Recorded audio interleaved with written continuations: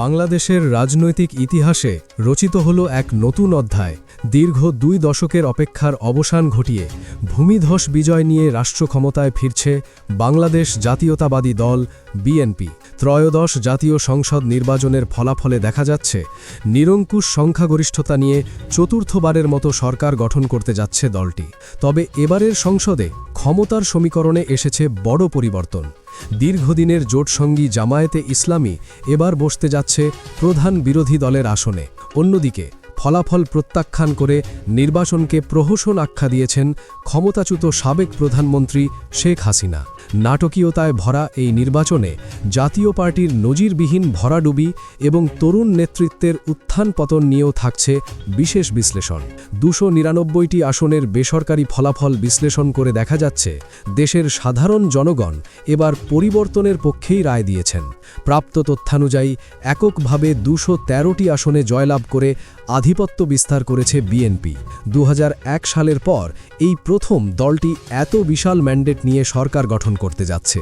দলটির ভারপ্রাপ্ত চেয়ারম্যান তারেক রহমান ঢাকা 17 এবং বগুড়া 6 দুটি আসনেই বিপুল ভোটে বিজয়ী হয়েছেন। রাজনৈতিক বিশ্লেষকরা বলছেন 2006 সালের 28শে অক্টোবর তৎকালীন প্রধানমন্ত্রী বেগম খালেদা জিয়া পদত্যাগ করার পর দীর্ঘ প্রায় 20 বছর ক্ষমতার বাইরে ছিল বিএনপি। নানা চড়াই উতারাই পেরিয়ে 24-এর এই নির্বাচন দলটির জন্য একটি বড় কামব্যাক হিসেবে চিহ্নিত হচ্ছে। আগামী 17 থেকে 18 ফেব্রুয়ারির মধ্যেই নতুন সরকারের কাছে ক্ষমতা হস্তান্তর করা হবে বলে নিশ্চিত করেছেন আইন উপদেষ্টা আসিফ নজরুল। তিনি জানিয়েছেন 14 ফেব্রুয়ারির মধ্যে গেজেট প্রকাশ করে সাংবিধানিক প্রক্রিয়া সম্পন্ন করা হবে। এবারের নির্বাচনে অন্যতম বড় চমক হল বাংলাদেশ জামায়াতে ইসলামীর ফলাফল। দলটি 71টি আসনে জয়ী হয়ে সংসদে প্রধান বিরোধী দলের মর্যাদা পেতে যাচ্ছে। ঢাকা 15 আসনে জয়ী হয়েছেন দলটির আমির ডক্টর শফিকুর রহমান। অতীতে বিএনপির জোটসঙ্গী হিসেবে সরকার ও বিরোধী দলে থাকলেও এবারই প্রথম স্বতন্ত্র শক্তি হিসেবে প্রধান বিরোধী দলের আসনে বসবে তারা। তবে বিজয়ের আনন্দের মাঝেও ফলাফলের স্বচ্ছতা নিয়ে বড় ধরনের প্রশ্ন তুলেছে জামায়াত। দলটির অফিসিয়াল ফেসবুক পেজে দেওয়া এক বিবৃতিতে বলা হয়েছে, নির্বাচনের ফলাফল ঘোষণা ও তৈরির প্রক্রিয়া রহস্যজনক। তাদের দাবি, অনেক আসনে জামায়াতের প্রার্থীরা সামান্য ব্যবধানে হেরেছেন, যা প্রশাসনের নিরপেক্ষতা নিয়ে সন্দেহের সৃষ্টি করেছে। 11 দলীয় জোটের পক্ষ থেকে ফলাফল প্রত্যাখ্যান না করলেও তারা কর্মীদের পরবর্তী নির্দেশ না দেওয়া পর্যন্ত ধৈর্য ধরার আহ্বান জানিয়েছেন।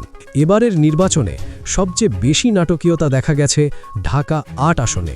টানটান উত্তেজনার এই লড়াইয়ে শেষ হাসি হেসেছেন বিএনপির হেভিওয়েট প্রার্থী মির্জা আব্বাস। তবে লড়াইটা সহজ ছিল না। জাতীয় নাগরিক পার্টি বা এনসিপির তরুণ তুর্কি নাসিরুদ্দিন পাটোয়ারির সঙ্গে হাড়াহাড়ি লড়াই হয়েছে তার। রিটার্নিং কর্মকর্তার দেওয়া তথ্যে দেখা যায়, শুক্রবার ভোররাত 3:45টায় ঘোষিত ফলাফলে পোস্টাল ভোট ও সরাসরি ভোট মিলিয়ে মির্জা আব্বাস পেয়েছেন 59,366 ভোট। অন্যদিকে নিকটতম প্রতিদ্বন্দ্বী নাসিরুদ্দিন পাটোয়ারি পেয়েছেন 54,127 ভোট। মাত্র 5,239 ভোটের ব্যবধানে জয়ী হয়ে মির্জা আব্বাস তার আসন ধরে রাখতে সক্ষম হন। এছাড়া জাতীয় নাগরিক পার্টি এনসিপি সারা দেশে 6টি আসনে জয় পেলেও তাদের অনেক আলোচিত মুখ যেমন নাসিরুদ্দিন পাটোয়ারি, তাসনিম জারা এবং পঞ্চগড়ে সার্জিস আলম বিএনপি প্রার্থীদের কাছে পরাজিত হয়েছেন। তবে ভিন্ন চিত্র দেখা গেছে স্বতন্ত্র প্রার্থীদের ক্ষেত্রে। বিএনপি থেকে বহিষ্কৃত হয়েও ব্রাহ্মণবাড়িয়া 2 আসনে চমক দেখিয়েছেন ব্যারিস্টার রুমিন ফারহানা। তিনি প্রায় 18,000 ভোটের ব্যবধানে জমিয়েতে উলামায়ে ইসলামের প্রার্থীকে হারিয়ে বিজয়ী হয়েছেন। নির্বাচনের এই ফলাফলকে সম্পূর্ণ প্রত্যাখ্যান করেছেন ক্ষমতাচ্যুত সাবেক প্রধানমন্ত্রী ও আওয়ামী লীগ সভাপতি শেখ হাসিনা। এক কড়া বিবৃতিতে তিনি এই নির্বাচনকে সুপরিকল্পিত প্রহসন ও প্রতারণামূলক বলে আখ্যায়িত করেছেন। শেখ হাসিনার অভিযোগ, 11 ফেব্রুয়ারি সন্ধ্যা থেকেই ভোট কেন্দ্র দখল এবং টাকার ছড়াছড়ি শুরু হয়। তিনি দাবি করেন, 12 ফেব্রুয়ারি ভোটের দিন কেন্দ্রগুলোতে ভোটার উপস্থিতি ছিল নগণ্য।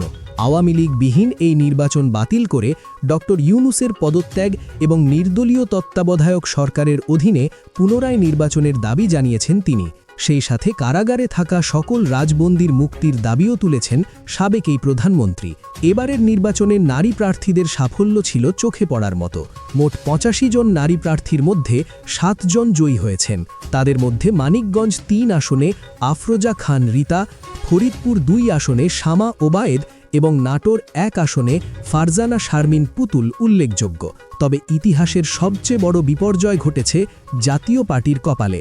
দলটির দুর্গ বলে খ্যাত রংপুরেও তারা কোনো আসন ধরে রাখতে পারেনি। দলের চেয়ারম্যান জিএম কাদের এবং মহাসচিব মুজিবুল হক চুন্নু নিজ নিজ আসনে তৃতীয় হয়ে জামানত হারানোর মতো পরিস্থিতির শিকার হয়েছেন। সারা দেশে একটি আসনও না পাওয়া জাপার জন্য এটি অস্তিত্বের সংকট হিসেবে দেখা হচ্ছে। অন্যদিকে চমক দেখিয়েছে ইসলামী আন্দোলন বাংলাদেশ। বরগুনা ১ আসনে হাতপাখা প্রতীকের প্রার্থী মোহাম্মদ অলিউল্লাহ ধানের শীষের প্রার্থীকে হারিয়ে প্রথমবারের মতো সংসদে দলের প্রতিনিধিত্ব নিশ্চিত করেছেন। তবে হতাশা ছিল জামায়াতের একমাত্র হিন্দু প্রার্থী কৃষ্ণনন্দের জন্য। খুলনা ১ আসনে তিনি বিএনপির প্রার্থীর কাছে প্রায় ৫০,০০০ ভোটে পরাজিত হয়েছেন। সব মিলিয়ে ত্রয়োদশ জাতীয় সংসদ নির্বাচন বাংলাদেশের রাজনীতিতে এক আমূল পরিবর্তনের বার্তা নিয়ে এসেছে। বিএনপি সরকার গঠন এবং জামায়াত বিরোধী দলে এই নতুন সমীকরণ আগামী দিনগুলোতে দেশের রাজনীতিকে কোন পথে নিয়ে যায় সেটাই এখন দেখার বিষয়।